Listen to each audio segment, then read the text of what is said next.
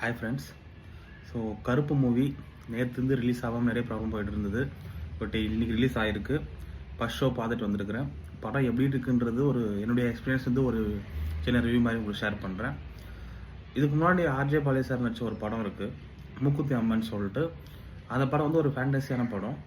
அதே மாதிரி ஒரு ஃபீலில் தான் இந்த படம் இருக்குது. எதுவும் எதனா சொன்னால் லைக் பிரேக் பண்ணுற மாதிரி இருக்கும். நான் படத்தை பற்றி எதுவும் சொல்லலை, ஆனால் அந்த படத்தில் இருக்கிற சேம் ஒரு விஷயம் இதில் இருக்குது. படம் ரொம்ப நல்லா பண்ணியிருக்காங்க. சாய் அபியங்கர் மியூசிக்கல் அதை பற்றி சொல்லணும் அப்படின்னா, நான் ஆக்சுவலாக தீவிரமான அனிருத் ஃபேனு. அனிருத் மியூசிக்னால் எனக்கு ரொம்ப பிடிக்கும். பட்டு சாய் அபியங்கர் இந்த படத்தை எப்படி பண்ணியிருக்காருன்னு போய் பார்க்குறப்ப சீரியஸாக நல்லா பண்ணியிருந்தார். நல்ல ஒரு பேக்ரவுண்ட் ஸ்கோரு, நல்ல ஒரு ரீரெக்கார்டிங் பண்ணியிருந்தார். சாங்ஸுமே நல்லா இருந்தது. மூவியோட ஸ்க்ரீன் பிளே எங்கேயுமே லேக் அடிக்கல, போர்டிங்காகவும் நல்லா போச்சு. சூர்யாவோட ஆக்டிங் ரொம்ப சூப்பராக இருந்தது. காட் மோட் லெவல் ஆக்ட் பண்ணியிருந்தார்.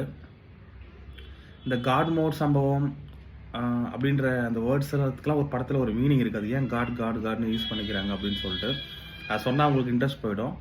இப்போ படத்தில் போய் பாருங்கள். பட்டு படம் ஃபேண்டஸியான படம், அதை மட்டும் மைண்டில் வச்சுக்கோங்க. நல்ல படம், சூப்பர் படம். சூர்யா ஆக்டிங் ரொம்ப சூப்பராக இருந்தது. RJ Balaji direction next level.